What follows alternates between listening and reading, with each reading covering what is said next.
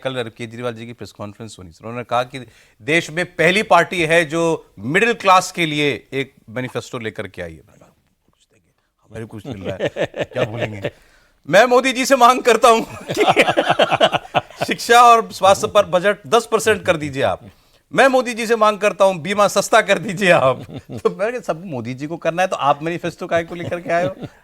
लेकिन देखिए सर, तरीका देखिए, हम मैनिफेस्टो लेकर के आए। लेकिन ये तरीका जो है वो पिट चुका है। हर चीज़ का एक डिमिनिशिंग रेट ऑफ रिटर्न होता है कि नई नई चीज़ होती है, नया आइडिया लेकर आते हैं तो उसका इम्पैक्ट होता है। लेकिन आप वही रिकॉर्ड लगातार बजाते रहेंगे तो वो घिस जाएगा। तो जो यूएसपी थी आम आदमी पार्टी की, ये फ्री बीज की, उसको बीजेपी कांग्रेस दोनों ने अपना लिया है। तो अब फर्क नहीं रह गया। पहले फर्क दिखाई देता था कि भाई अरविंद केजरीवाल कह रहे हैं ये देंगे, ये पार्टियां करेंगी नहीं, हम तो इस तरह की राजनीति करते ही नहीं, हम ये करेंगे ही नहीं। तो उनकी तरफ जाएं ही क्यों? उनकी दुकान में जब ये सामान ही नहीं है तो हम क्यों जाएं? अब दुकानों में फर्क नहीं रह गया, हर दुकान में वही सामान है। तो किस दुकान की विश्वसनीयता ज्यादा है, इस पर आएगा। तो आप 2015 में खासतौर से 2020 में भी कम था, आपके पास कोई हिस्ट्री का बैगेज नहीं था कि आपकी सरकार थी तो आपने ऐसा किया था। ये कहने के लिए आप कांग्रेस के खिलाफ उस समय बोल सकते थे, बीजेपी के खिलाफ बोल सकते थे, उनकी सरकार रह चुकी थी।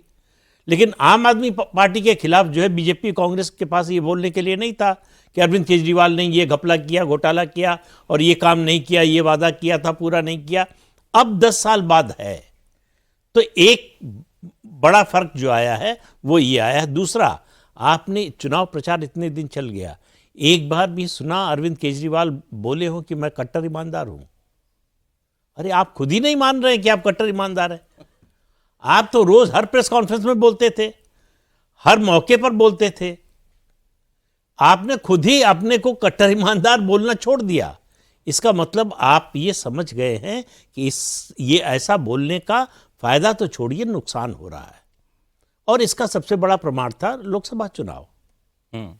विक्टिम कार्ड खेलने की आपने कोशिश की कि जो हमको राजनीतिक कारणों से फंसा के जेल में भेज दिया गया, मैंने कोई अपराध नहीं किया है, मैं कट्टर ईमानदार हूं। तो और कहा कि अगर आप हमको 7 सीटें जिता देंगे गठबंधन को तो मुझे जेल नहीं जाना पड़ेगा।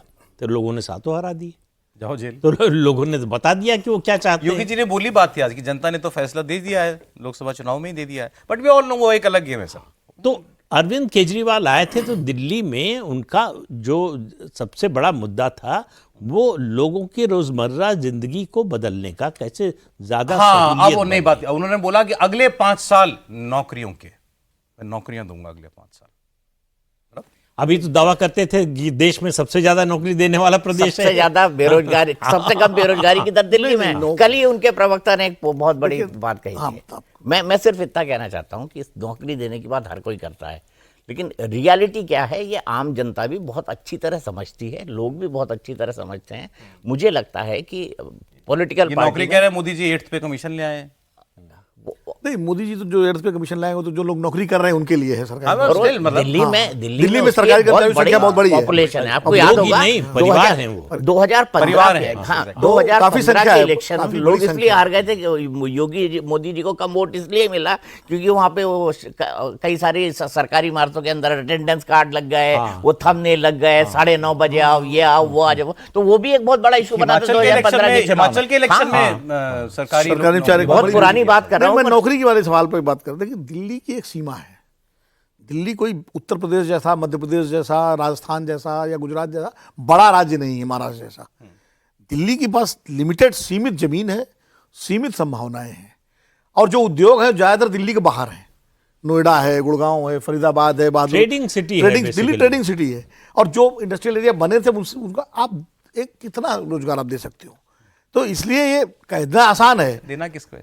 नहीं देना भाई, अब भाई कहने में क्या जाता है? 2 करोड़ का वादा तो मोदी जी ने वही कह रहा हूं, 2014 में इनका सब रहे हैं।